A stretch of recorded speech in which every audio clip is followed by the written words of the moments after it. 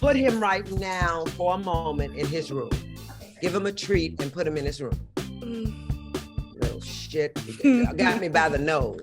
This motherfucker. Everybody else in the world scared of me. This nigga don't know. This nigga don't pay no fucking attention to me because he's so pretty, motherfucker. I can already tell where this episode's going. Nice. Okay. Let's have it. I'm not gonna cuss. I'll be a No, good no, Oh, please. First. No, We that's super what we real here on for. this show. Yeah, I'm ready. Play them Okay. games. Let's Anyway, get in it. ladies and gentlemen of QSology, okay, based on that energy, be forewarned that this episode just might top the Jesus and Miro episode as the most realist Most and problematic. the most realist in QLS history, and I'm here for it. I'm manifesting it. Again, this is Questlove Supreme, your nerd paradise of sometimes awesome and occasionally useless information or education. Our two brethren, Unpaid Bill and Sugar Steve, are, I guess you could say, they're holding down their illustrious careers right now, so they won't be joining us. So this is going to be a powwow with hello, Laia. How you doing? You're in LA right now. I was waiting for you to say with the blacks. Come on now, Fonte. Yes, I'm in LA. Yes. We the OJs. We're a trio today. We are. And oh, what a trio. With that said, ladies and gentlemen, I will say that our illustrious guest is indeed okay. So since the title is somewhat self-proclaimed, it was the title of her first memoir, which was The Mother of Black Hollywood. I would like to say that probably that title for her might be somewhat reductive, because I feel that she's more than just the mother of Black Hollywood. You know, for a woman of or human of her stature. And I don't believe in numbers sometimes, especially when Laia is trying to remind me how old I am. But I will say that for over 4 decades, our guest has been going strong in ways that, you know, her contemporaries can't even compete with. And I will say that she is conquered and taken every medium by storm. I had to write them all down. So let's go with it. UB Blake's musical in 1979, pre-Broadway Dream Girls, where she was the title of Effie White. She did time as a I'm about to say a heifer. Bette Midler's background singers were called harlots, right? I believe so. Yes, she was a harlot in Bette Midler's show. She's landed many a scene-stealing moment in practically every show that she's ever, be it TV or movies. Name them: Murphy Brown, Dream On. I love Dream On. That's one of my favorite shows. In Living Color, Rock, Hanging with Mr. Cooper, A Different World.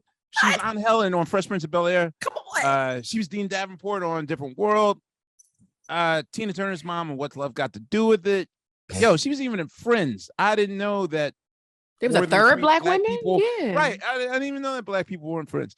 Lucky's mom in Poetic Justice. Yo, the way she tells him to shut the fuck up in Poetic Justice is my favorite. That is my favorite use of shut the fuck up I ever heard. Anyway, name it: Dead Presidents, Girl 6, The Preacher's Wife, The Temptations, Castaway, Strong Medicine, Pixar's Cars. She was Tony's mom and Girlfriends, Beaches, Family Reunion, right? Yes. Meet the Browns, Joanna Man, That's So Raven, Boston Legal, Princess and the Frog, Think Like a Man, Baggett's Claim, a gazillion animated voiceovers. Yo, she's even Erica's mom in the On and On video. She's still playing with my son. Yeah. Yes, and I'm wearing my Badu shirt right now as we speak. Yo, she was even in this unknown local syndicated production of some show called Blackish. You guys might have heard of it. She has written 2 very informative books on her life. She's the reason why I believe in audiobooks. Before, I'm not saying I was one of those snobs that was like, oh, you know, those people are like, oh, the book is better. You know, you see the movie and they're like, oh, the book is better. And then there are people that book shame me because I don't have a tangible thing to read. And they're like, well, you're not reading the book, you just listen to audio. But no, during the pandemic, I've read like 70 books. I'm more educated than I've ever been. Ladies and gentlemen, this introduction has been 10 minutes long. Please welcome. And we still haven't finished with her discography. Yeah, dude, it's just too much to name.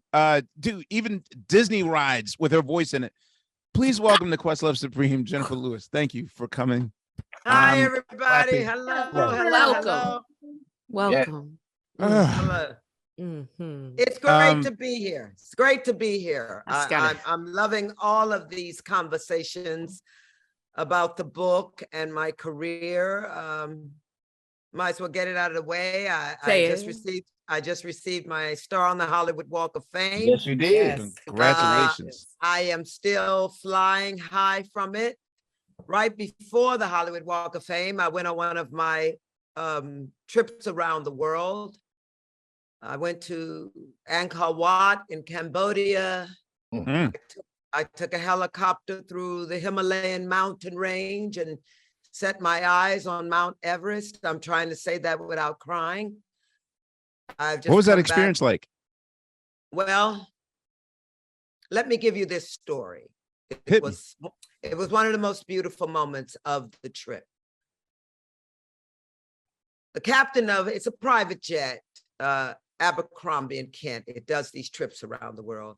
And because I only get so much time free, I have to get on a jet like that, and go and do as much as I can. I'm trying to see the entire world before my knees give out. I don't want to go to Machu Picchu and say, oh, the Incas were up there. No, bitch, I'm climbing this motherfucker. You climbed it? She will. What? Machu Picchu? No, I climbed Angkor Wat just now. And I had this little Jordanian boy take me up Petra in Jordan, the hills of Moses. Most beautiful thing I've ever seen in my life. You understand me? I have seen the cultural treasures of this world. The Grand Mosque in Abu Dhabi. I just played camel polo in Dubai, and took a helicopter over all those islands, the palm trees and the crowns. And I also, this is what happened. The captain of the pilot said, ladies and gentlemen, if you'll look off to the right of the plane, I believe I see the peaks of the Himalayan mountain range. And there was Everest sitting above the cumulonimbus clouds. And I said, as I was filming outside of the plane, I just was saying to myself, there was a yoga teacher right next to me, one of the passengers. And she overheard me say, dear God, I've wanted to climb to the top of that mountain since I was 13 years old. And she looked at me and said, look at you now, you're above it. Amen. God damn. I went. And when I saw it with my own eyes, they put the helicopter down at 11,000 feet, and we only have 7 minutes to take pictures of Everest and that whole world of the base camp at the base of Everest. It was unbelievable. It was stunning. It was majesty. It was God itself. You understand me? A little colored girl from Kinloch, Missouri, who ate dirt as a little girl and set a little booty on a wooden hole to shit in 19 below zero in St. Louis, Missouri. We went on to India, Kathmandu, and I stood in front of the Taj Mahal. It was an unbelievable trip. And then to come back to the United States and become a part of a cultural treasure in Hollywood. It's been a ride, ladies and gentlemen. And let me tell you, I walk around in a state of grace. I never gave 100%, y'all. I gave 2,000 because I didn't know how not to. I was born with this charisma and this gift, and I have tried to honor it all my life. It's been a hell of a ride with my bipolar disorder, but I contained it. I stayed, as I said in the ceremony accepting the star, it was not the work I did on camera and on stage that has put this broad smile on my face that defines my success. It was the work I did off. It was the journaling. It was the therapy. It was after 5 years agreeing to get on medication. I don't want to ever push medication, but I take it. And when I talk like this, I tell everybody, this ain't the truth. This is my truth. This is my story. This is my song. So if you ask me, I'm going to tell you, this is how I did it. And look at me now. I did. This is already the greatest episode of in the 5-year history. So when you were talking about medication with your bipolar disorder, what led to the decision to get on it after years of not being on? How did you make that decision? Let me tell you something. Human beings change for 2 reasons and 2 reasons only. Because we are habitual creatures. 1 is a deadly disease. 2, you just got to get tired. Sick and tired of being sick and tired. It wears you out, right? Like it will wear you out to continue a habit over and over and over again. And see, I had a sex addiction. And little girl, there's only so much sex you can have, for God's sake. But here's the thing. About the medication, it took my therapist 5 years for me to come to that decision. Because I thought it would take my edge. I told her, I said, look, I'm Jenifer motherfucking Lewis, bitch. I don't need no goddamn medication. Ain't nothing wrong with me. Well, Miss Lewis, yes, there was something wrong. I was not happy.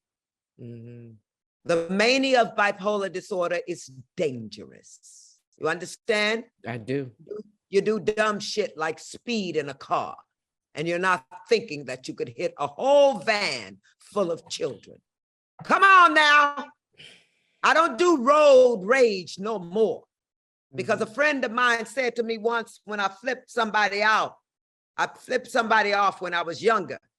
My friend turned to me, Jenifer, and said, Jenifer, oh, what if that person's mother just died and they just heard about it? And you telling them to go fuck themselves. What's wrong with you?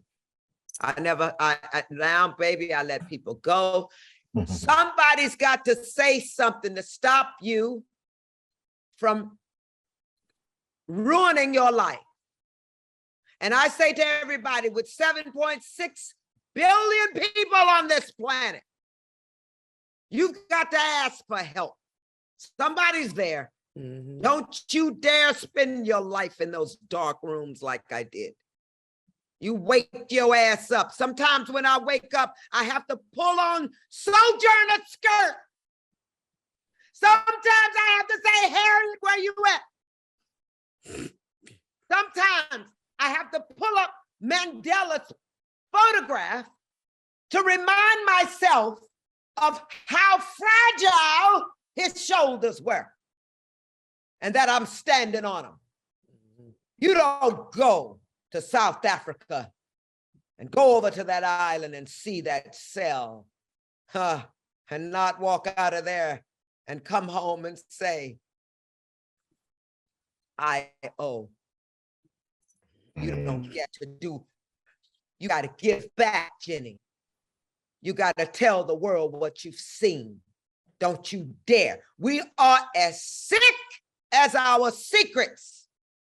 So don't keep none. God damn it, you tell somebody. I don't care what it is. And if they don't listen, go tell somebody else. How did you determine, what was the line of demarcation between, okay, I'm a person who enjoys sex versus, okay, this is an addiction?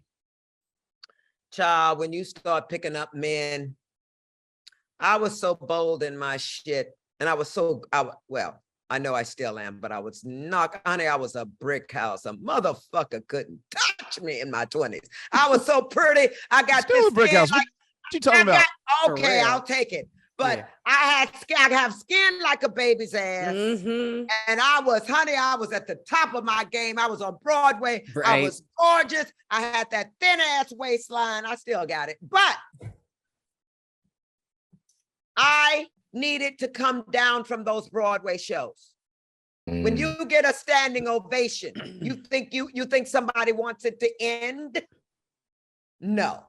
So Oh, I went and did another show in my bedroom, you see. with more adoration. But Like, let me and let me yes. tell you something.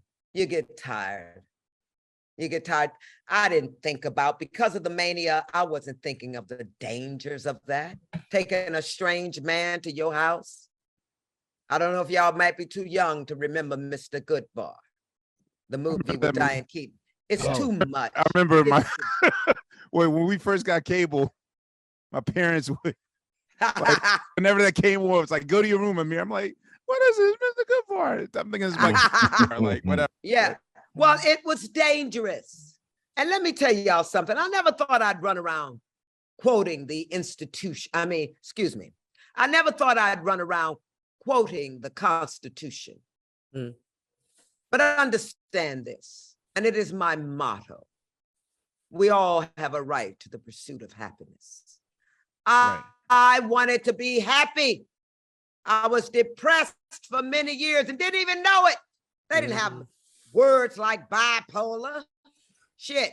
Yeah. I went on Oprah a long time ago, told 60 million people I was bipolar. I lied. I'm tripolar in these streets. Okay? New shit. I am tripolar. New shit. There's another pole over there. But listen, you have to be in it to win it. I gave up many times in my career, but I didn't quit. You hear me? I didn't quit. Yeah. I tell these kids, you must dream the dream and focus only on that so that you can be well with your soul. You know what? I'm glad you said that, because, okay.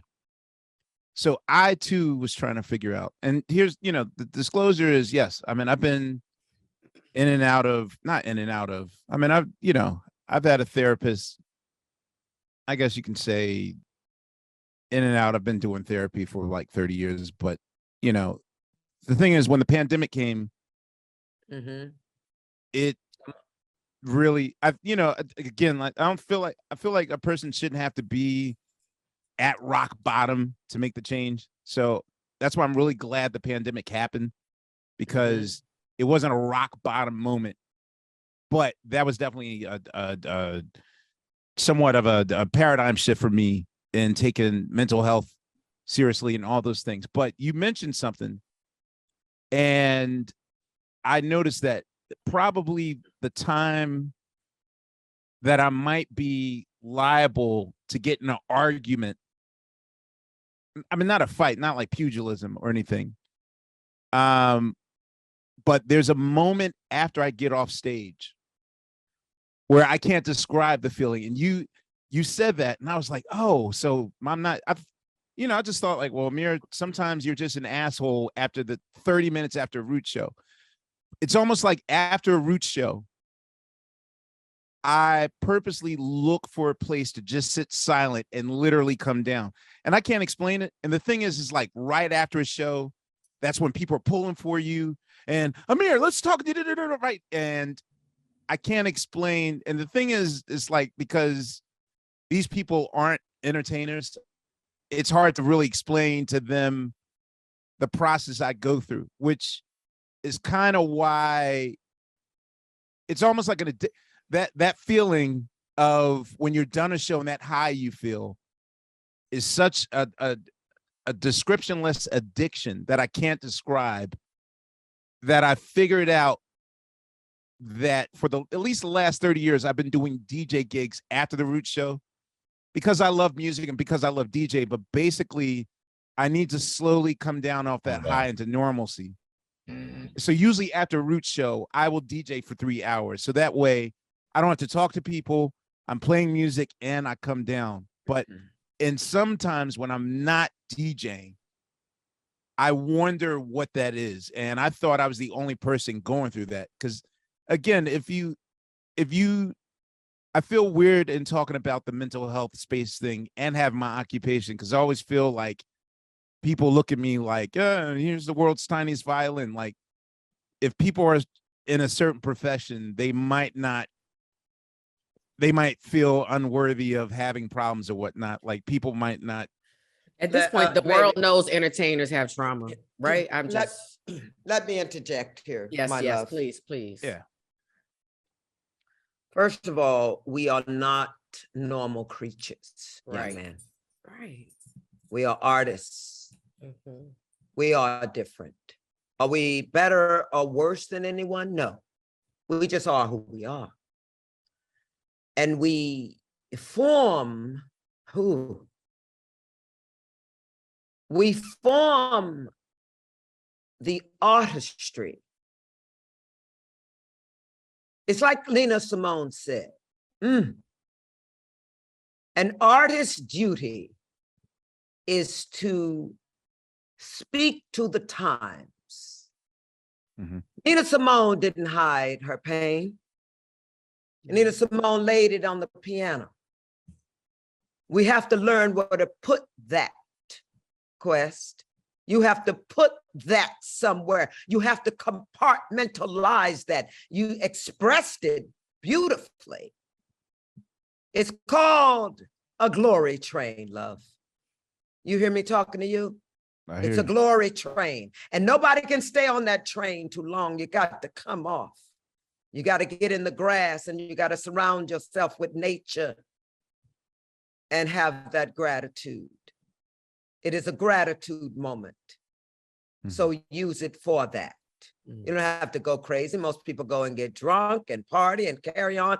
Okay, you get a couple of those a month, but then sit the fuck down and talk about those feelings. Write them down so that the next time you feel it, you have something to balance it. Nobody's coming with the answer. Nobody's coming with a recipe. You got to pay attention to the self. It is the journey within that will get you where you need to be, because what you will discover is how short life is. Yeah. Listen to me.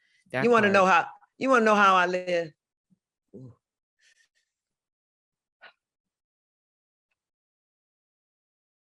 I live like I got 5 minutes left. What if you had 5 fucking minutes left? Who would you call? Think about that shit. What if? And I live like that. I ain't gonna lie to you. Sometimes it's something as like when my assistant leaves, I want to swim. But the shadows have come over the pool, so it gets a little chilly. And I stand there and go, oh, I don't want to get in this pool. Jenny, get in the fucking pool and relax yourself. You got to talk to yourself. But guess why I got in the pool? Because when I woke up, I wrote it down. You will swim today. Okay. See, that's what living on purpose is about. You can't go willy-nilly through this bitch. It'll eat you alive. Yo, this is what you gotta know, that you are in charge. Write the shit down. Yeah. You write your story instead of, like I said, going willy-nilly, skipping, tiptoeing through the fucking tulips. That's what life is. Look, life is not a rehearsal. Live this bitch. Can I just say real quick, excuse me, let me just say this. I hate to be all corny and go to the book that you have out, the Walking in Your Joy, but I just realized, am I saying that right? Walking in Your Joy? Yes, walking in my joy. In my joy. But it's so interesting because a lot of people write books and they say things, but I like that you have some real practical things like what you just said to Amir about living in those 5 minutes. And then you wrote something else that caught me. And you said, when you're feeling down, you come up with a song about how much you love yourself and how much people love you. That's and right. I'm realizing, although I haven't finished the book, can people like depend that like you pretty much got little workable jewels in here, not just like, girl, live your best life. It's actually like, no. Actionable advice. Exactly. But here's the work. The work is, how am I gonna live my best life? Right. And that's what I'm. And that's the work. That's what Right. you write down in the morning. Right. Y'all, Quest, I don't know if you know, but when I wrote The Mother of Black Hollywood, I started writing in a journal in the 7th grade. You want to know why? Why? Because I knew I was going to be a star and I would need my book. Mhm. That's 7th grade. Continuously. I am 65. There are 67 journals upstairs. Hey, Oh, I'm so jealous. That is, why don't we do this? Why do we start and stop? And I got about 6. God damn it. So the details. Oh, she's That's so why right. The Mother of Black Hollywood is so good, because of the details. The I can tell you Yeah. that I had hot apple pie a la mode Oh. with Shirley Ralph on this date. Damn. You see? Yeah. You see? Yeah, yeah. So nothing is wasted. Live your life. And when I got into therapy the first time, my therapist looked at me when I told her I'd written all those journals. She said, that's what saved your life, little girl. I believe it. I didn't know I was saving my life, Yeah. but that journal served in me learning at an early age. I didn't even know I was doing it. To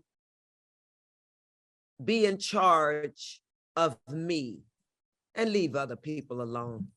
Child, people come and go for a season. Let it go. When they're no longer a reflection of you, you're not going to be comfortable around them.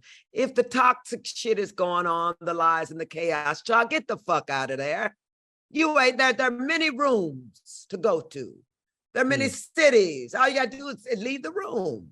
Fuck out of there. Shit's simple. Don't sit there with all that drama and shit. See, practical so things that you can use. That's practical.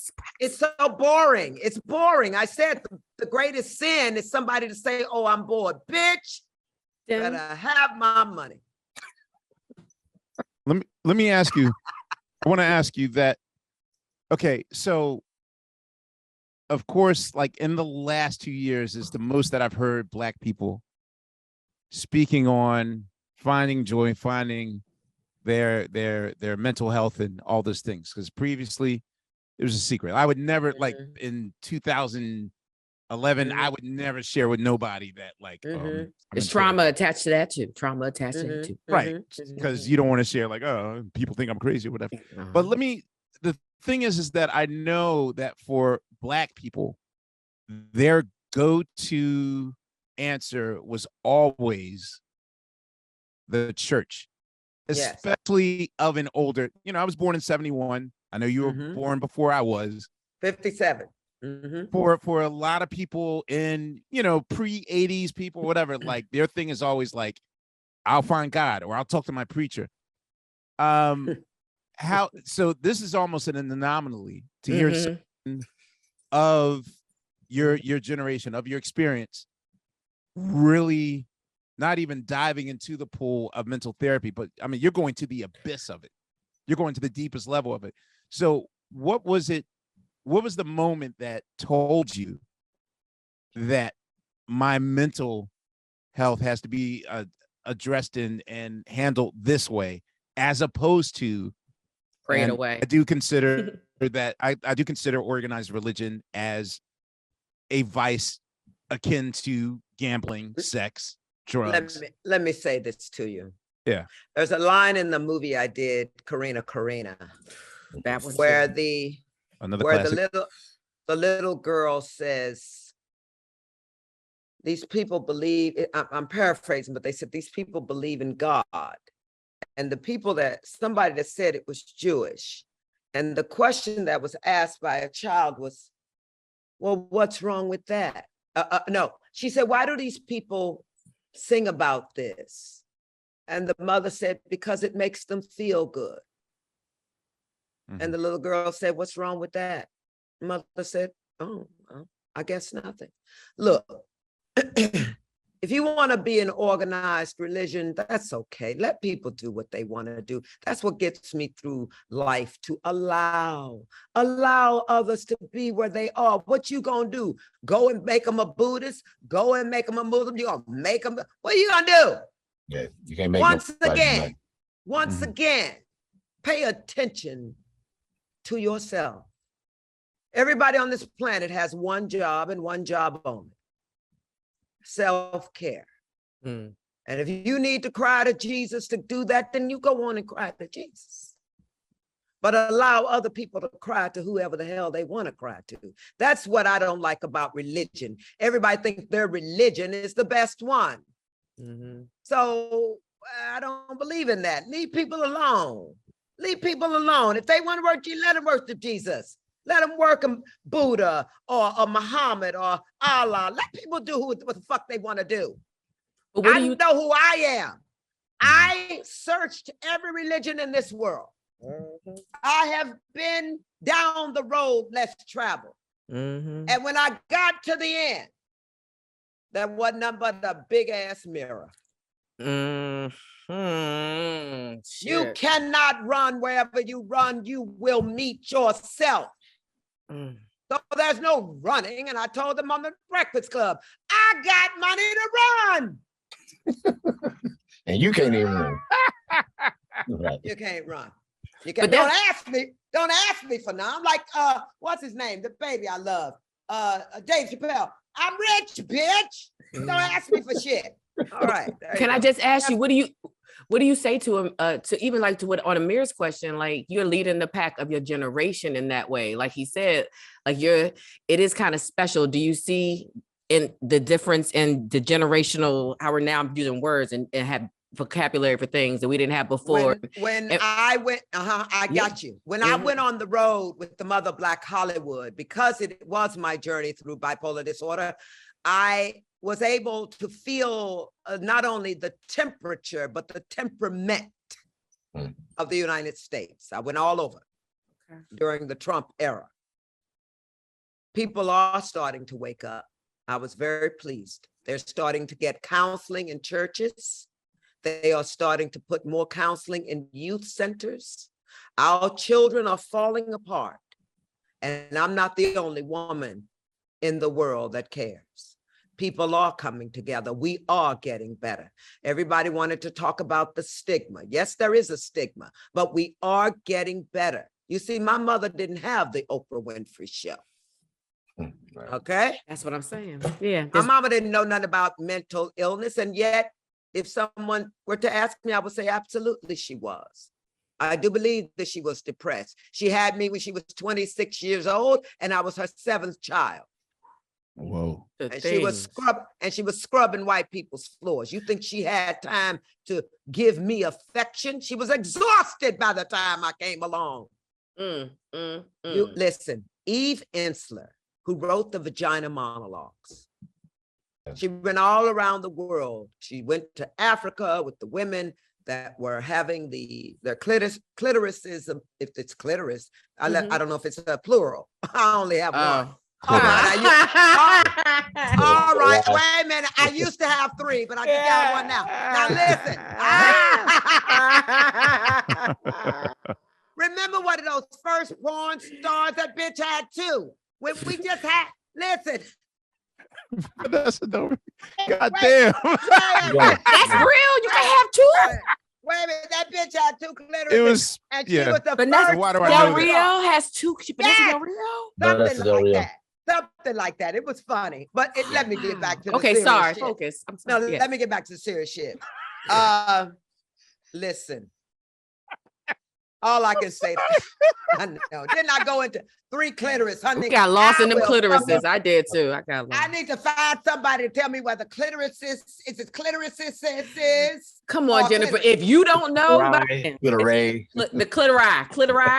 The clitoris. No idea. And that is our promo for this Jenifer Lewis All right. episode. Yeah, honey, you know, I'll come out of the bag with anything. I don't Multiple clitoris. We love care. it. Yes, thank you. Did you look it up? No. Good girl. No. No, when I was in the Serengeti, two little baby rhinoceroses thought I had some food, so they came over to me, and they just going like this, just a donkey, donkey, donk. And when they saw I didn't have no food, they kind of donkey, donkey, donk away from me, and I start screaming, "Hey, y'all ever heard of Jenny Craig? Fat ass, ain't nobody got no food for you." I'll cuss out a rhinoceros, bitch. You hear me? And then I had to look up whether it was not rhinoceri, because most of my friends. Yeah, what is it? Wait a minute, listen. Because most of my friends are major intellectuals. I keep smart people around me, honey. You got to. Listen, I can feel enough for everybody. You just tell me what's going on. But here, if I'm gonna stand in the Serengeti and cuss out two baby rhinoceroses, what do you think I'm gonna do with the story of the clitoris? Get the fuck out of here. Let's go. What's next? Who cusses out a rhinoceros? So what you need to know is Jenifer Lewis will go anywhere. But what is it? Rhinoceroses? Okay. Ain't no shame in my game, baby. Okay. All right. I'll do anything to make people laugh. Okay. All right. Question is, because I'm also interested in your need to see the world now. Mhm. I would have liked to have thought that I'm well traveled, at least in my 30 years of touring the world and whatnot. But Mhm. You've seen the airport, the hotel, and the venue. yeah, I was going to say that I still, and I know I've done things that are special, or whatnot. Like I'm, again, post-pandemic, I am living life like, I mean, not to the 5-minute rule. Once you said that, then I was like, oh shit, I'm not doing shit with my life. But for you, how did you even organize or make a bucket list of the things that you wanted to do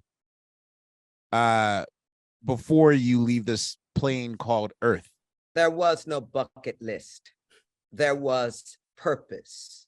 See, when I travel, I go into the trenches. I tell my private guy to take me wherever they're not going. There you go. I want to talk to the people. When I was just in India, there were 4 people serving me one night. They had on their little beautiful chef hats, little white chef hats, and their white mask. And I said to them, because I had come through the poverty of Agra, India. Mm-hmm. And I'd heard the stories of the untouchables and the caste system. So I went over to those 4 people that were cooking, and I told them that I came from that kind of poverty. And I looked at them, I said, you do know that you must rise up. Do you understand what I'm saying? I got a little nods from them. And then I said, one of you is Gandhi. And I walked away with my plate of falafel and purposefully went back to them dramatically, pointed to the girl and said, it's you. I said, and if it's not you, young lady, you better goddamn make sure it's your daughter. Damn. And she sneaked over to me at my table. She took her chef hat off. She took her mask off and came over to me like she had been invited to that party, which was against the rules of the hotel. She stood over me and she said, I don't know your name, but I want to thank you. I will rise up, Miss Lewis. Because when she said that, I said, my name is Miss Lewis. Oh, come on down, Jesus. You see, I'll call Jesus when because my mama called Jesus when things were good. Right. You understand? So I go into the trenches. There's a video going around of me talking about voting at Hollywood and Vine after I got my star. I didn't know I was being filmed. I was signing autographs. But when I get a bunch of kids in front of me, I'm going to use that time, whether I'm in India or Hollywood or Cambodia. Show me where the people are suffering. Bring them to me. Like, oh, okay, so I'm in Argentina. And I tell my driver to take me to the real people. He said, oh, Miss Lewis, it's dangerous in there. I said, I don't care. Take me in. I got out of that car. All these kind of people were standing on the corner and everything. They looked over at me getting out of that SUV, that Mercedes. But they saw the color of my skin. Oh! Oh, yeah. And some of them came over. Yeah. And I said to them, oh, honey, I'll use that celebrity. I said, y'all know who I am? I said, you watch television? I said, you know the show Fresh Prince? And that's when everybody wakes up, because that shit is global. Right. That show ain't just national and international. That shit's global. I was in a 350-year-old glacier in Iceland, and a bitch came up and said some shit about Fresh Prince. Really? I'm like, goddamn. Yeah, I'm like, goddamn, girl, we're in a glacier. Get the fuck out of here before this ice come down. Fuck who I am. Let's get the fuck out of here before the ice comes down. And keep your fucking voice down before you cause an avalanche, bitch. You telling her to keep her voice down. Now that's funny. I think that's actually our clip. Yeah. And wait a minute. This was after I sang wait a minute, y'all. This was after I sang Amazing Grace in the wedding chapel that they had carved out in the ice. Oh, I bet that's one. It's on YouTube. You can actually hear that. That performance is on YouTube. It's so much Jenifer. Wait a minute, y'all. The guide said, "Does anyone sing?" What you say? me and my friend went, "Bitch, you ain't said nothing but a word." We went up. I went up to an ice podium and blasted that shit out. And I haven't released it yet, but I sang Amazing Grace in the Angkor Thom in Cambodia, one of the great old ancient temples. Wow. And then I sang it in the Valley of Petra. I always get out and do a little something and leave my singing voice in those canyons and in those mountain range. But I will tell you this, I didn't sing Amazing Grace up in the Himalayas. I got the fuck out of there before my lungs burst at 11,000 feet. You can believe that shit. Fuck Amazing Grace. I don't think we've ever had an episode. We're 45 minutes into this episode, and I'm thinking we ain't even said that's tough. I don't even want to talk about the creative side of Jenifer Lewis. Like, the show is more about like the creative, like, but listen to this.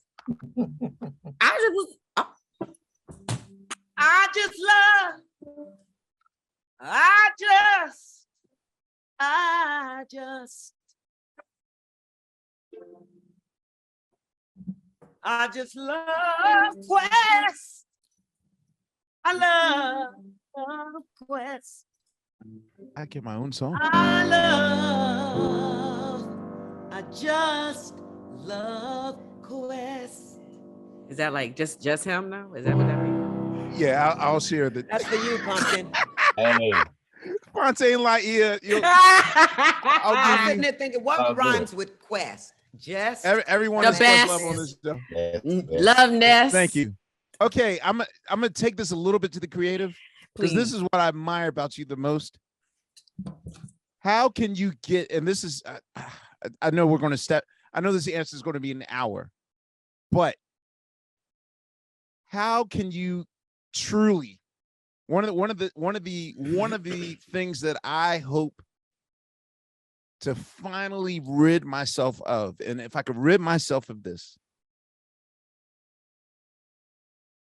it's curtains, and that is, how do you rid yourself of the chip that overthinks people pleasing or what other people are going to think, or giving a fuck about what other people think? Because I still, old habits die hard, and I know, like, the one struggle I have in the last, like, the one thing I've not completed in my transformation is my need to pause and think about what other people think before what I think. Need I for got approval. you, pumpkin. I got you, pumpkin. And got I you. desperate, and the reason why What you got for that? the reason why my mouth is agape at every answer that you're giving is because I truly envy the fact that I don't have this level of freedom yet. Listen very carefully to me, Quest. Absolutely. You ain't alone. Ask yourself this. This won't be an hour answer. This is a brief one because this is an easy one for me. I've never given a fuck what people think about me. I'm like, bitch, step your ass aside. I'm coming through. Now listen. Ask yourself this. Oh, if you were laying in a hospital on your deathbed, would that person who you are giving a fuck about, who probably don't even give a fuck about you, would they come into that hospital and say to you, let me die for you, Quest? Whoa. Now listen to the end of it. And if they're not willing to die for you, why are you living for them? Oh. God damn. Shit. I thought it was gonna go off the rails. She just came and that shit hit me so hard in the gut, man. And even if they are, you still gotta live for yourself. So, Yeah. Yes, yeah. Would that person that you're sitting there obsessing over come in there and say, oh, let me die for you? No, they won't, because they can't. Get into reality, Quest. I'll come for your ass. Don't you dare. Don't you dare. Don't you dare. Not that one. That's an easy one. Oh, damn. Shit was hard. If they are not willing to die for you, why are you living for them? If they are not willing to die, it's an affirmation. They're not willing End to of die for story. them. Next question. Next question. Oh, please. I got one. Yeah, y'all gotta handle I got that. one. I got one. I literally had If to they are not, you remember that? You remember the Matthew Knowles willing to moment die where I had for to take you. time out? Yes. I'm having one of those moments right if now. they are like- not willing to die for you, Amir, why are you living for them? I got this. Okay, here's my question. Bet you. What's your Jennifer question? Lewis, what is joy to you? Oh, Please, break. Please, it's one of my favorite words. it is a brief answer also. Mhm. The day I touched bliss. Nobody uses that word. Who the fuck goes around talking about bliss? It's a luxury. The fucking word probably comes up once all over the universe, once. Yeah. Bliss. Yes. Listen to me. The day I touched bliss was the day I took responsibility for every choice I had made, was going to make, and the choice I was making at that moment to learn, that I am responsible. You can point the finger and blame all the fuck you want. And even if you're laying next to somebody at night, your headache is your own. Facts. So stand up. Stand in your joy. When you don't know what to do nothing. Well, sit your ass in Central Park or wherever the fuck you live. You go find a tree. You sit down and hush. Be still. Be still and know this is your life. You are the center of it. You are the master of your universe. All of those planets and stars that you see, the Milky Way, the nebulas, they're in you. How dare you not stand up and appreciate mighty ficus trees, jacarandas, and crepe myrtles and agapanthus and grass itself. Mhm. Oh, come on, Jesus, grass. What about grass? Ah, shanana. We don't even look at it. We just take it for granted. And yet,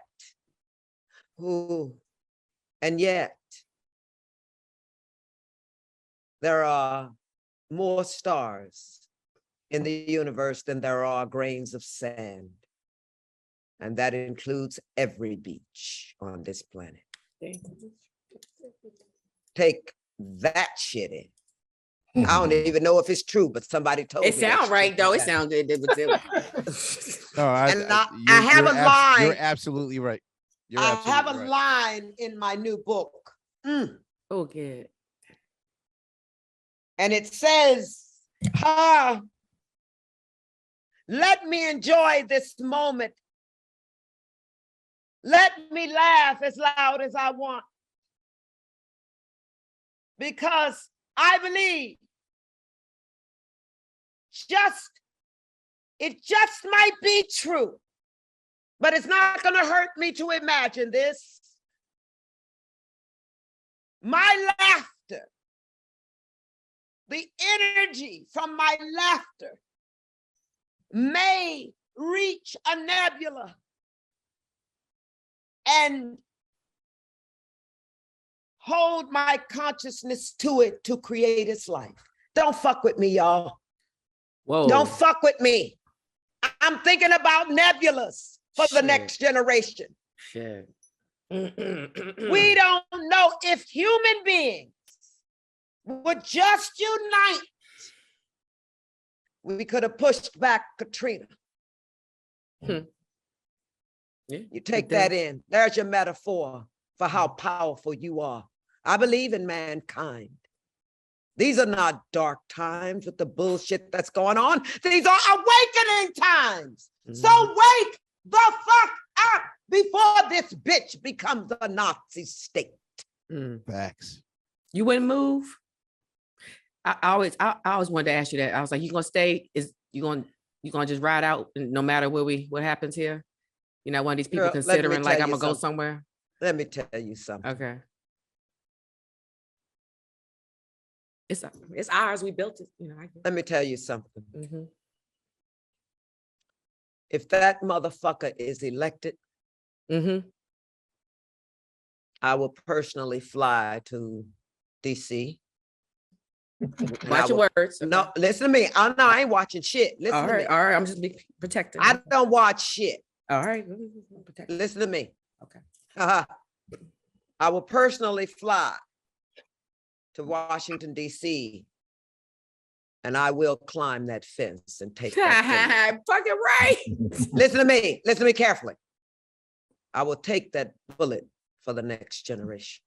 Oh, no. If me going down will make you motherfuckers rise, I'll take that bullet. We're going to rise before that has to happen. You understand? Because, darling, I've lived.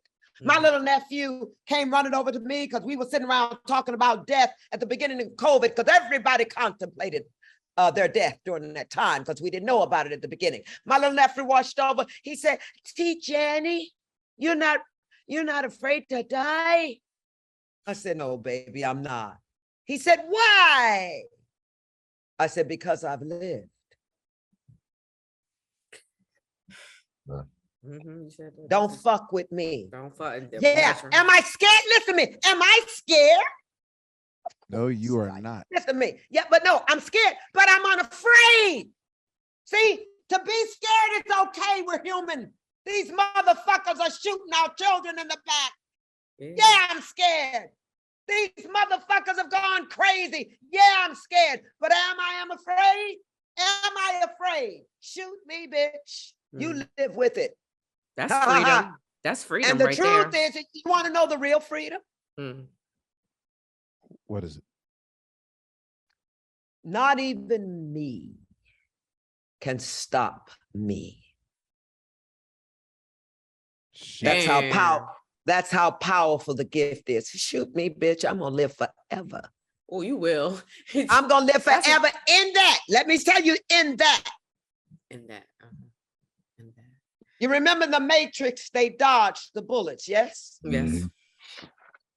Well, I can kick my leg up still, but I can't bend back like I used to. But guess what?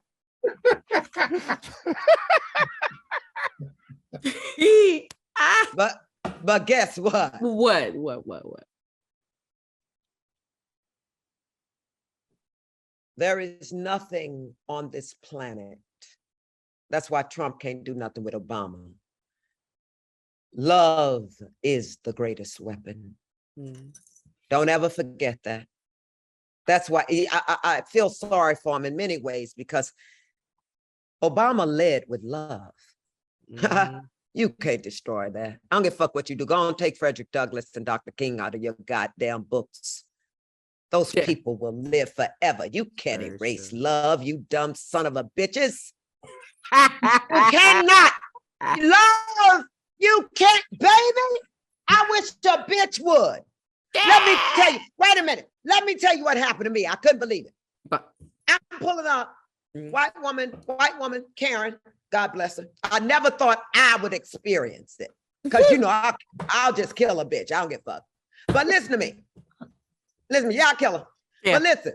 No, I'll kill her with a smile. Yes, we know what you mean. We know what you mean. Listen to me, y'all. Listen to me. She asked me to back up. She pushed her hand. I went, okay, so I backed up. She did it again. Back up, bitch. And she didn't say that, but I felt that, but I backed up anyway. And then she got out of a car and I went, is this happening? Wait a minute, y'all. I said, is this happening? And I sat there. I said to myself, don't do it, Jenny. Jenny, don't do it. Don't do it, Jenny. Didn't work. I got out of that fucking car. Can't stop me. But watch out, y'all. I went over to her. I said, what's wrong, baby? She said, I need you to back up. I live south of the boulevard. I can't. I said, okay. I said, no, hold on. I said, hold on, baby. I said, guess what? Hold on a minute. Hold on. Fuck that bitch up. I said, hold on, baby. I said, guess what? She said, what? I said, we're too beautiful to do this. I said, look at you. You're gorgeous. And so am I. I had on my robe and a mask. But I said, look at how beautiful you are. I said, girl, we don't need to do this. We're fabulous. For 2 seconds, a smile came on her face like, really? I am beautiful? But she couldn't hold it because she hadn't practiced walking in her joy. So you got to have it in you to balance it when the bullshit presents itself. Oh, I know that. I got some of that. That bitch skidded rubber. But see, because you got to love me. But because for those 2 seconds, she became human, I learned, Jenny, this is how you must face it. You must face it with love, darling. Don't fight them. You're 65. Your titties almost down to your navel. No. Go on, leave them people. I'm kidding. Okay. I'm so cute, y'all. That was a joke. I was like, titties is, yeah, them titties is great. Yeah, you know I look good. You know I look good. Some good Look, D's. let me tell y'all something. Ow, what a winning hand. Ow, I'm up, Rick. Hey. But girl, no. You know I know I'm cute. My mama, I look just like my mama. My mama was so pretty. But, you know, I got to tell you, I never paid attention to my looks. You know, you'll see me on the red carpet. I'm very casual. Yeah. And I say this with great humility. I got so much fucking talent. I don't give a fuck how I look. Yeah. I'm coming in the room, bitch. I know who I am. Although, can I just say your look matters? Not to throw back to the book though, but I appreciate the part where you talk about why the afro was so important and every hairstyle that you kind of showcased on Blackish, because listen, it was gorgeous. Didn't I say that shit? Yeah, she said that shit. Yes. Black hair is the only thing on this planet that defies gravity. Good God, yes. Son. Look at my fucking hair. Look at my hair. Yes. Fuck out of here with that. And these are antennas to God. These are antennas. Look at your hair. It's an antenna, for God's sake. It's curly like an antenna. You need your natural hair so that you can hear and live and feel the wisdom of the ages. Yeah.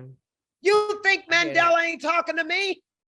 You think Gandhi and who else did I really? All the ancestors, every all ancestor. all of them. This is not the I'm first time I listening to heard them. that. Yeah. I told y'all I tug on Sojourner's skirt when I have to get up sometime and don't want to. I like that. I like You hear that. me? You got to Yeah. tug on their skirts. Don't pull them too hard. They Yeah, did just real enough quick. for us. Yeah. Just a little Just a tug. little something. Just I don't need Yeah. much. Just Just a little bit. yeah. Yeah. Miss Truth, Miss Truth, I need you this morning. If you will, just help me get out of this bed. And she ain't never told me no. Holla, Shanana. You know what? Most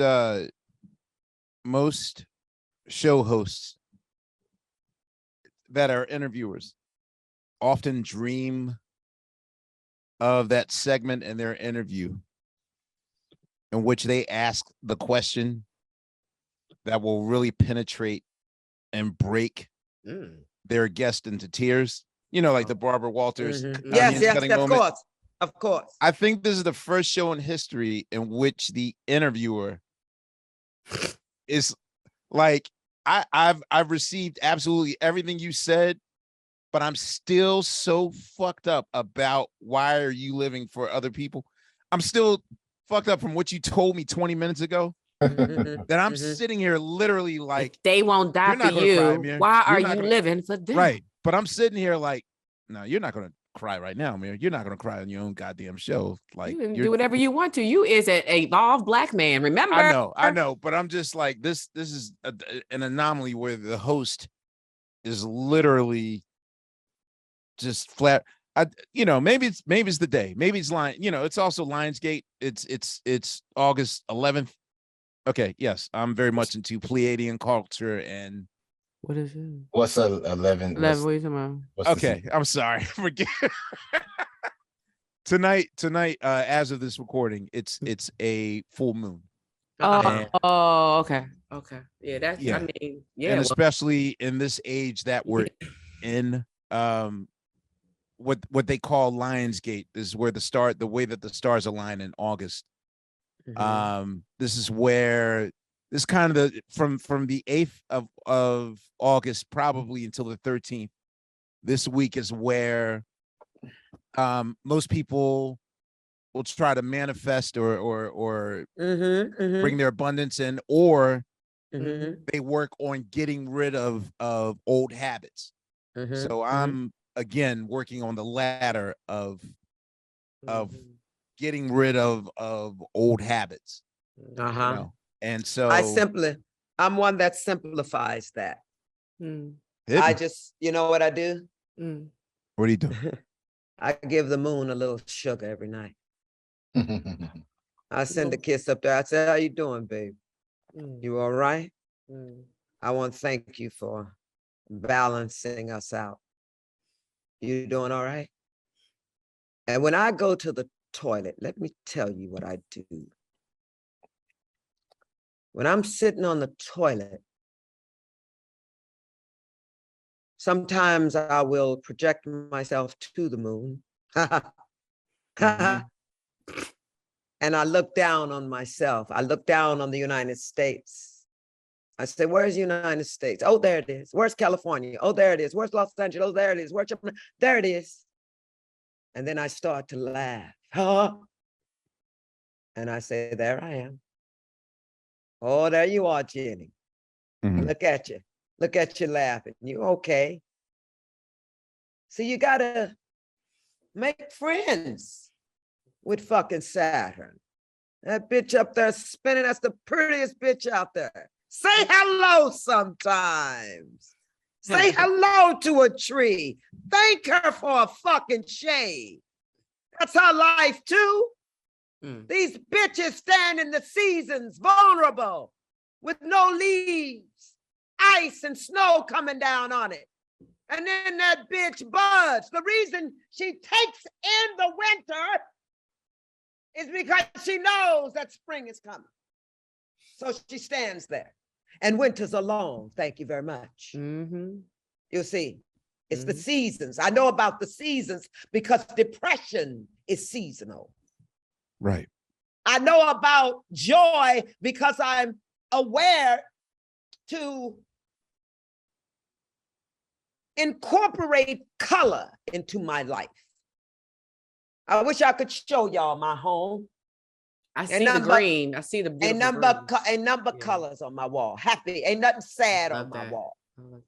Somebody tried to sell me an African mask with the bitch hat. I said, bitch, I want that shit in my house. I need people smiling. I don't want that sad bitch over there. Get that sad bitch off my wall. Shit. Put a bitch up there with some teeth. Fuck out of here with that. You don't get to sit up and watch sad ass movies. You're an Aquarius. This is what, okay. This is all making sense.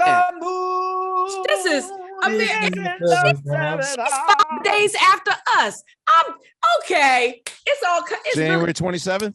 25th, right? Oh, 25th. Okay. It's January 20th. Okay. Both she and I are January 20th. Yeah. Okay, here's the deal.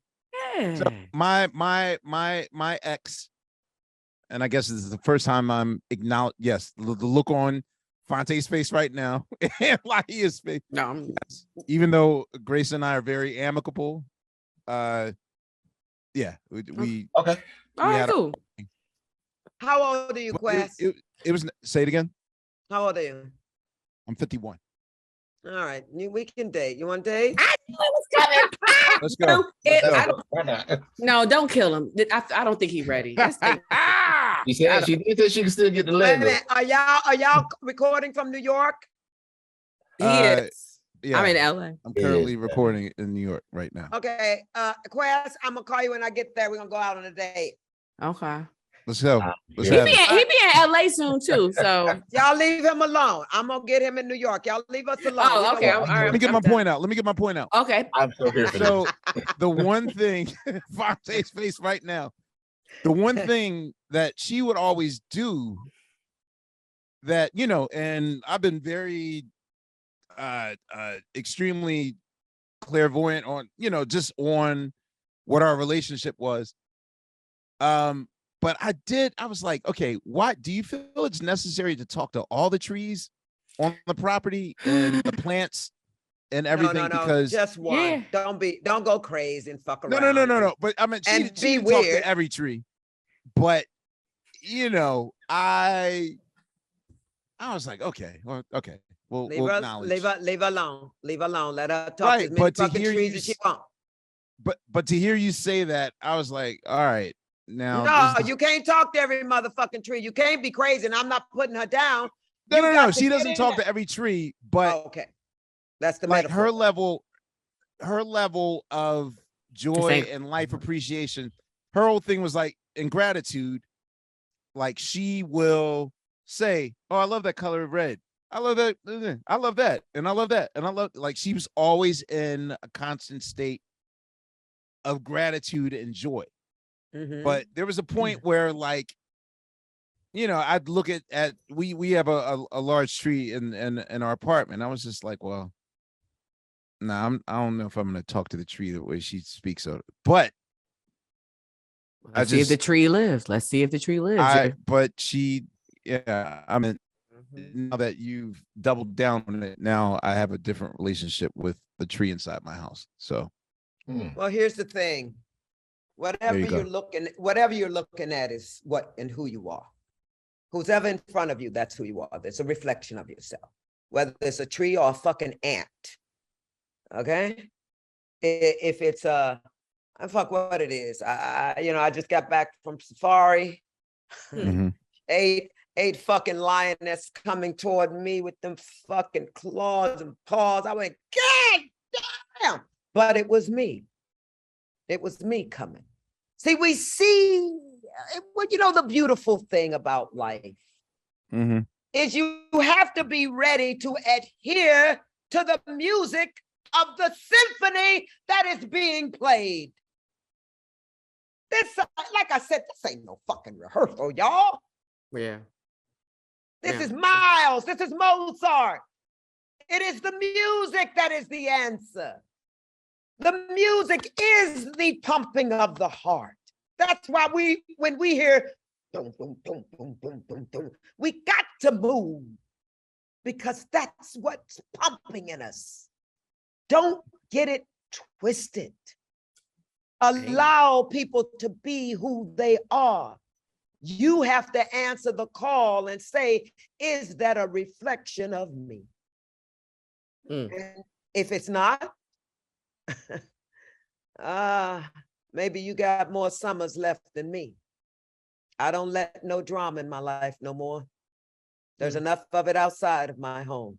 Somebody walk in my home and don't say, this is beautiful, you earned it. I say, I gotta go. Because I don't want to be with that person. You be nice. Be present and be nice. And if there's drama, you sure got to go. I just fired my entire team. I was going to say, now that this is going to be completely a life advice episode, and that's one thing that I had to do. I fired more people in the last year. Incompetence and laziness. I hate. I do too. And again, that old Amir is shedding off, and I hate confrontation. I hate not manning up, but yeah, I run this organization, and again, I was in the thin line of, hey, I'm everyone's friend. I want people to like me, but I also have to be their boss. How do you spring clean your life? You have to pay attention and journal in the morning and at night. What did that kid do today? Is the assistant doing their job? I shouldn't have to go over there and tell you to write that email. Bitch, do your fucking job. All this money I'm paying your ass. The millennials, I love the millennials. They're my heart and soul. But they came up with technology. They don't know anything about social skills. They won't even don't know nothing about manners. Talk to people. You cannot have them. You need young people to work for you because you don't have the energy you used to have. But you have to be very selective. I have a new assistant. You met her, Cecily. She's lovely. She's smart. Lovely. Yes. My last assistant wanted to lounge. It was like a therapy session. I'm like, nigga, I ain't got time to shrink you. What the fuck is wrong with you? Fuck! I ain't gonna sit up here and shrink you motherfuckers all day. The chef, my little chef has. I was about to say, you need to put that on a t-shirt because I know everybody wants some shrinking. Yeah. Wait a minute. My chef would come in here, that bitch would start drama. I'm like, bitch, cook and leave. The fuck out of here. No. The chef. And I agree with you. Here comes the fucking wait a minute, did I say that? No, you didn't. Wait a minute. Here comes the fucking assistant. And, he got in a fight with his lover. Bitch. So is that who I should write the check to? Fuck up. That part. And here comes the housekeeper. I said, baby, can you get that brass sink? It's only one in the little powder room. I go in there, that bitch ain't did shit, but put a little comment on that motherfucker. I'm like, girl, get your ass out of here. If I done this shit when I was, if I done that shit when I was a little girl, my mother would have threw my ass out the house. Get your ass out of here. I come from another generation. We don't play. You clean this shit up because what you don't know that I know, if it's your house is dirty, then so are you. Thanks. Now back that ass up. You listen to me. You listen to me. This is something my therapist used to tell me. Oh, that bitch. But anyway. No, I hate that bitch. I've been with her 80 years. No, you know I'm kidding. Oh, okay. Oh, you still with her? Okay, cool. Then you girl, shut the fuck up. I love her. You kidding? That bitch held the torch. Yeah. That's the one. Listen, that's the one that wasn't scared. That's why I stayed with her. Yeah, I was going when you finish, I wanted you to ask about how you found your good therapist. Because you had a point you was making, but no, who's holding that point? Because it was a good one. It was shit. All right. All right. Somebody remembered. If you don't, then we weren't supposed to say it. Let me tell you about my therapist. Yeah. My therapist, I raged in a session once and I was screaming so loud. Oh my God. Remembering it gives me chills. And when I got to the door to leave, I looked at her And I had the tears going out like, I'm really, really, really sorry. I didn't mean to rage so much. She looked at me, she said, Jenifer, I see you 2 times a week. That's 2 hours. The rest of the time you got to live with yourself. I went, God damn. Live with myself. What a fucking what? I paid attention. That jumped out. Mhm. I live with myself. Isn't that something? Now, let's see now. What is that self? Well, I'll be damned. I don't think I know. See, this was early therapy. Mhm. So I wrote, y'all, and I wrote, and I wrote, and I wrote, and I lived. I lived on purpose. I experienced. I listened. That was a big one for me. I didn't listen to nobody. I'm like, bitch, I know what I'm doing. And then I'd be at the bottom of Grand Canyon. I almost fell off that motherfucker, the Grand Canyon. I sure did. Honey, Say I what? went out. No, honey, I went out on that bluff and a wind came up. I thought I could go out there because I saw another man out there. What, unbeknownst to me, he had his arm around a rock and he was taking pictures. See, I didn't have no rock. Baby, when that breeze came up, I slid a flat. You know, you got to go flat because the wind can't blow you if you're down. Baby, my friends were over there talking. They didn't even know the shit had happened. Well, I crawled back to safety. Crawled. Wow. I was nearly drowned in the Pacific Ocean. When that third wave came and smacked the shit out of me and I'd have no air in my lungs, I heard a voice and I was drowning and I was in shock. I was actually pulled to shore and given whatever's called CPR and pumped water out of me. About 10 gallons of water came out of me. Damn. What? But a voice came to me as I was being tossed around in that big wave. There was a hurricane off the Baja, Mexico, and the waves were tall as the Alps that day. And like a damn fool, I went out there on a boogie board. Dumbass. So I heard a big voice come inside of me because I knew it was over. I knew I was dead. I had no air. And it said, thank you, God. I had a great time. And I did. And I was ready to go. That was a huge moment for me. I didn't mind dying because I was having such a good time. And if you gotta go, bitch, go with a smile on your face. I was fussing about something on my bike the other day. You know, I cycle. I said, get it out, Jenny. You're on your bike. Just get it out. And I start huffing and puffing about some shit. And then I stopped, you see. Shana, now watch this one. I said to myself, here's what happened. Let me give it to you. A big truck went by and it did boom, boom, boom, boom, boom, boom, boom. It reminded me of the Northridge earthquake. See? So when that happened, I realized that it could have been an earthquake and I could have died on that bike. There's your 5 minutes. And I said to myself, you gonna go down like this? Is that how you gonna go down, Jenny? Huffing and puffing about some bullshit? After all the work you've done, what if it was 5 minutes? Still illegal. Now let's get a smile on your face and pump this hill. But you can't do that if you haven't practiced balance. You have to understand, some shit's coming, y'all. The phone's gonna ring, somebody gonna be dead, It's coming, it's called life. There's a line from The Untouchables with Kevin Costner and Sean Connery. When Sean Connery has been stabbed damn near to death, or shot, he looks at Kevin Costner and says, because he can catch his killer. He knows, Sean Connery knows Kevin Costner can go and take care of this man who has shot him. And he looks at Kevin Costner with blood coming out of his mouth. And he says, what are you prepared to do? What are you prepared for? So if you haven't prepared, And you still using the same fucking ingredients that made you depressed. Instead of some sugar, why don't you put just a little cayenne on it? Instead of salt, why don't you put just a little kelp on it?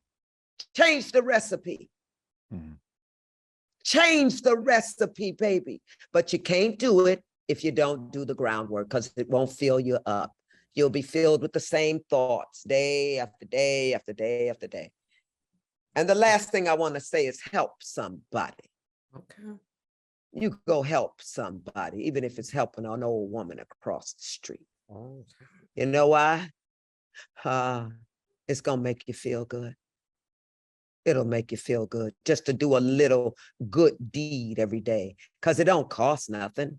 Of course, that old woman may stab the shit out of you, stab the shit out. She may shoot you.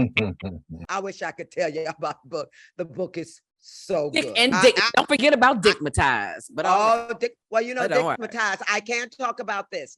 Dickmatized is about the con artist, the romance. Yeah. Scam. So Yeah. I tell it all. You do. And you told, I didn't even know you was the one that told TMZ. I was like, fucking brilliant, fuck this nigga. I called the next day to get his picture on the air because I knew if I was in as much pain as I was, with all the work I've done, I knew what other women would be suffering. And I knew that son of a bitch was still loose. He's in jail now, you know. I got him 8 years. Thank you for your service. Years. Thank you for your service. Wait, listen, y'all. I kept a private eye on that motherfucker for 5 years. That shit is expensive. Wow. Goddamn straight. What else I'm gonna do with my money but try to help somebody with it? Can I ask Now you though? listen to me. What? Do you still, at this stage in your life, do you still believe in love? I believe love is seasonal. Look As at far me. as partners go and that sort of And thing. Look at her. And look at me. Yes, I'm looking at you. I believe in love. I Okay. believe in love of, you know, I gotta tell you something. Let me be honest. I live alone. My nephew lives with me down in the lower level where the drag queen was. Mhm. I have a beautiful little cute dog that has me by the nose. I have loved 4 men in my life. I was engaged to all 4 of them, but I didn't get married because I didn't want anybody to think that they were in control of me. Yeah. I'm too much of an alpha. I just am. You don't try. What the fuck, nigga? What? Me? Get it out. What's the sense? Yeah, get the fuck out of here with that. I'm gonna do what I want to do when I want to do it. How I want to do it. Until God says that's enough, the girl, sit your ass down. And I go sit down too, because my karma is instant. God, baby, they'll suck the air out of my lungs if I turn this around to the dark side. I have this joke where God is up in heaven and she looks down. She sees me, and then she calls one of her cronies over and she says, "You see that one?" And the crony says, "Wait, the one right there?" She says, "No, the one with the mouth." And then God says to her sister girl, she says, "We better get her on our side or we're going to lose this thing." Y'all hear me talking? I hear you. My life is dedicated to the next generation, that they have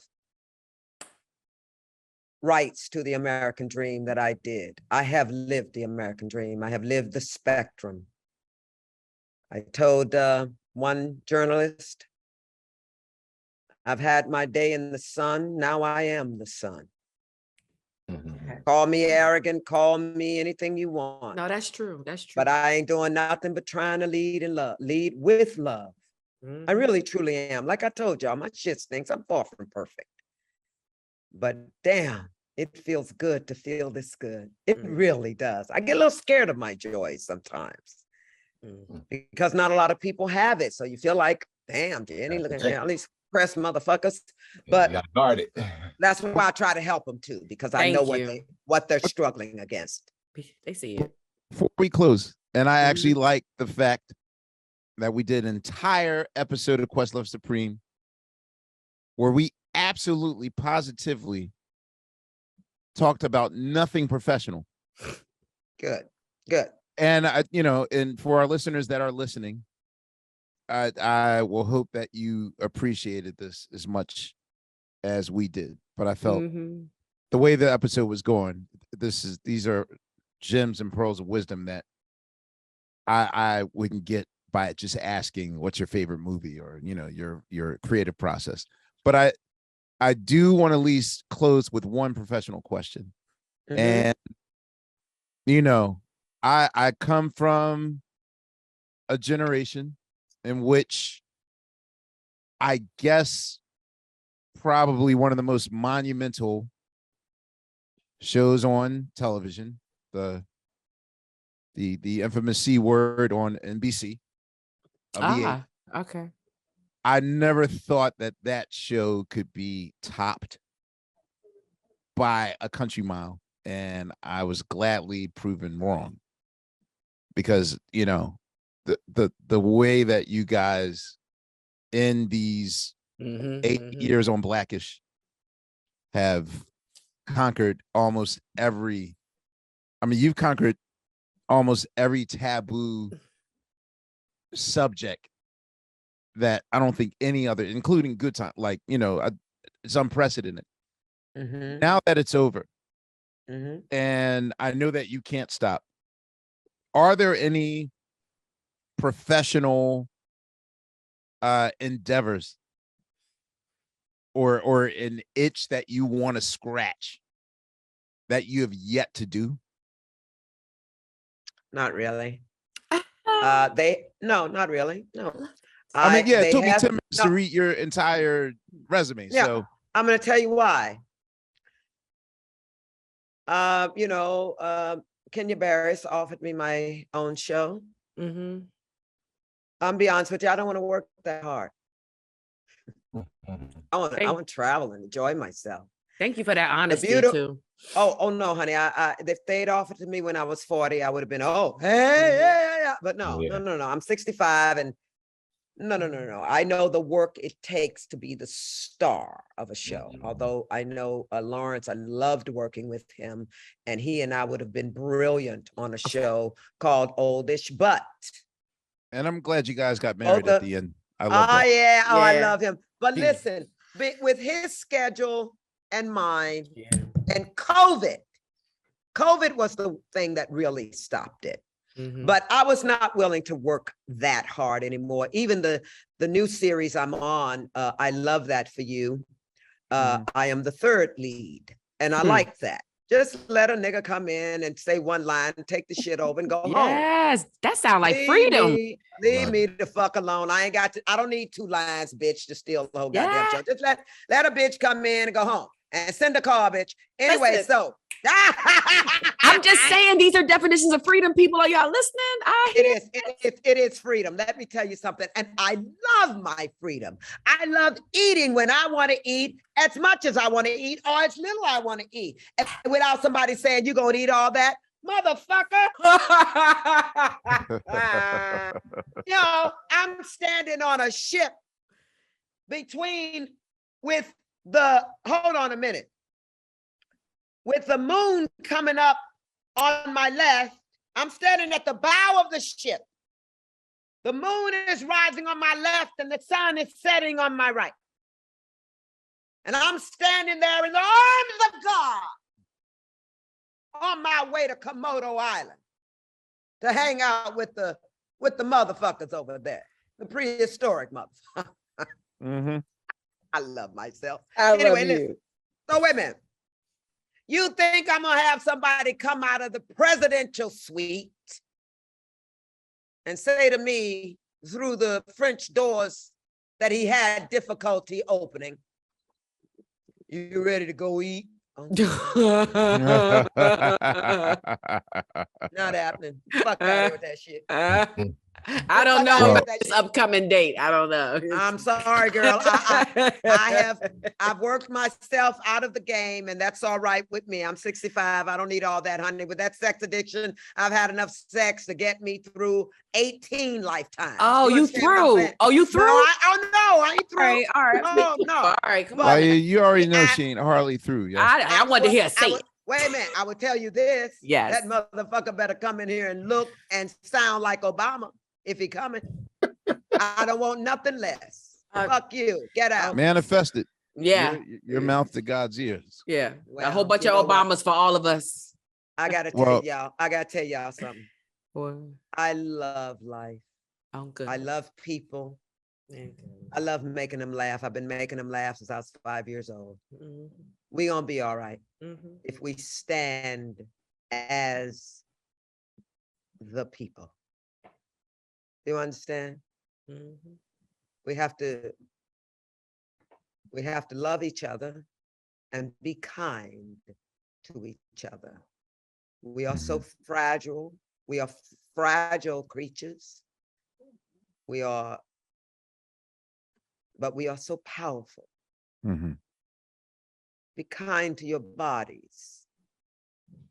Look at what you're putting inside of it. See it as a temple. It is yours. It's all you got.